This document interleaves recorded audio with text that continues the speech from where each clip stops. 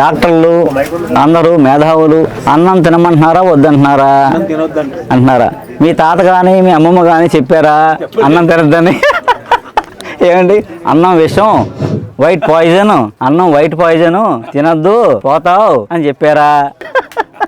లేదా మీ నాన్నగారు తినలేదా, మీ తాతగారు తినలేదా అన్నం తినే సెంచరీ కొట్టారు కదా, నువ్వెవడో వచ్చి అన్నం తినద్దంటావు? నువ్వు మోడర్న్ సైన్స్ చదివేసుకుంటే అయిపోతుంది. ఇండియన్ సైన్స్కి మోడర్న్ సైన్స్కి చాలా తేడా ఉంది. శాస్త్రం వేరు, సైన్స్ వేరు. అన్నం పరబ్రహ్మ స్వరూపం అన్నారు, ఇదేమో విషం అంటున్నాడు. ఏది నమ్ముదాం? ఈ గందరగోళం మాయ మన తప్పుతో పట్టించేస్తే వాళ్ళకి 3 పూలు 6 కాయలు వస్తాయి. మనం ఎంత భ్రష్టు పట్టిపోతే వాళ్ళకి అంత లాభం. అన్నం పరబ్రహ్మ స్వరూపం అన్నాం కదా, ఊరికే అన్నారా? ఆ వర్షపు నీటి చినుకులే ఈ ధాన్యపు గింజలు అన్నంగా మారతాయి. ఆ పరబ్రహ్మ ఇచ్చిన ఆ నీటి బిందువులే మనకు అన్నం. అది ఒక ప్రసాదంలా భావించాలి. అన్నం పరబ్రహ్మ స్వరూపం. అన్నం తినేటప్పుడు వేరే వాళ్ళ గురించి మాట్లాడకూడదు, వేరే మాటలు మాట్లాడకూడదు. మాట్లాడకుండా అన్నం తినమని ఎందుకన్నారంటే, మాట్లాడుతూ ఎవరి గురించి చెడ్డగా మాట్లాడుకుంటున్నాం అనుకోండి, అయితే ఏదో మాట్లాడుకుంటున్నాం అనుకోండి, అరుస్తున్నాం అనుకోండి, కోపంగా ఉన్నాం అనుకోండి, ఆ తిన్న ఎనర్జీ అందుకు పని చేస్తాం అన్నమాట. మళ్ళీ ఆ తిన్న ఎనర్జీ దానికే పనికి వస్తుంది. అందుకని అన్నం తినేటప్పుడు ఒళ్ళు దగ్గర పెట్టుకోవాలి. ఒకప్పుడు టీవీ చూడకుండా భోజనం చేయలేకపోయాము, ఇప్పుడు సెల్ మాట్లాడకుండా భోజనం చేయలేకపోతున్నాం. మనకి బియ్యం రావాలంటే బియ్యం అన్నం అవుతాయి కదా, అన్నం వండుకుంటాం. బియ్యం వచ్చాక అన్నం వండుకుంటాం. బియ్యం దాకా ప్రాసెస్ ఏం జరుగుతుంది చెప్తాను, ఇప్పుడు సైంటిఫిక్గా చెప్తాను, శాస్త్రం పక్కన పెట్టేద్దాం. ధాన్యం పండాలంటే ధాన్య గింజలు వేసి, నారు పోసి, నాట్లు వేసి, దమ్ము చేసి, ఊడ్చి, అది పొట్టొచ్చి, గింజలు బాగా పాలు ఆరిపోయాక, ధాన్యం తయారయ్యాక కోత కోసి, ఆ పనుల్ని మడిలోనే ఆరబెట్టేవారు. 1 రోజు 2 రోజులు.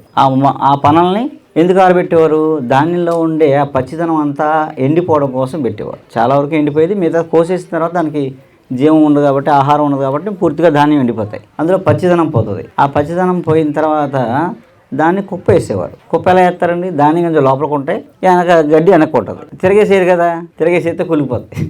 ఎందుకు అలా లోపలికి వేస్తారు? ఆ లోపల ఒక హీట్ జనరేట్ అయ్యి ఆ ధాన్యంలో ఉండే వాత గుణం పోద్ది అన్నమాట. దాన్ని నూరుస్తారు. నూర్చినప్పుడు ఇప్పుడు దాకా కూలి పని చేశారు కదా, వాళ్ళకి కూలీలు ఇచ్చేస్తారు, ఎప్పటికో సెటిల్మెంట్ అయిపోద్ది. ఆ ధాన్యం వచ్చిన తర్వాత మళ్ళీ వాళ్ళని పిలిచి కాస్త ధాన్యం వాళ్ళకి దానం ఇస్తారు. కూలీకి, రైతు కూలికి ఇస్తాడు. రైతుకి కూలికి ఉండే అనుబంధం అది. రైతు కూలి వేరే కాదు, ఒకే కుటుంబం. ఆ ఎఫెక్షన్ ఈ ధాన్యంలో ఉంటుందండోయ్. తిన్నవాడికి కూడా ఆ ఎఫెక్షన్ ఉంటుంది అనమాట. వ్యాపార ద్వారంతో ఉన్నాడు అనుకోండి, ఈ ధాన్యం మనం తింటే మనకి వ్యాపార ద్వారం పెరిగిపోతుంది. వ్యవసాయంలో కూడా థాట్ ప్రాసెస్ పనిచేస్తుంది. కుప్పకు వచ్చిన తర్వాత నూర్పు, దాన్ని నూర్చి ధాన్యం తెచ్చుకున్నాం.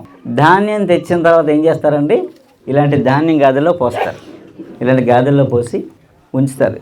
ఎప్పటిదాకా? 2 సంవత్సరాలు, 3 సంవత్సరాలు, 4 సంవత్సరాలు, 6 సంవత్సరాలు దాస్తారు.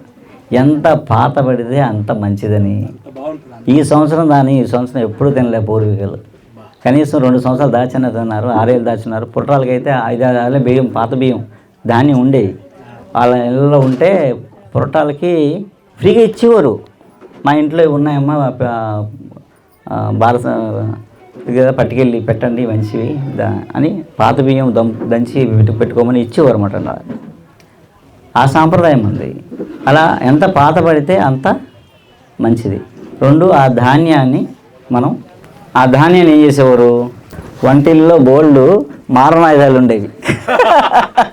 దొంగోడు వస్తే చచ్చాడే, రోకలు పడతా కొడితే. ఇది నల్ల మద్ది కర్ర రోకలు అనమాట. చూసారా? ముందు ఎత్తడి తొడుగు, దీనికి ఎత్తడి కానీ ఐరన్ కానీ తొడుగు.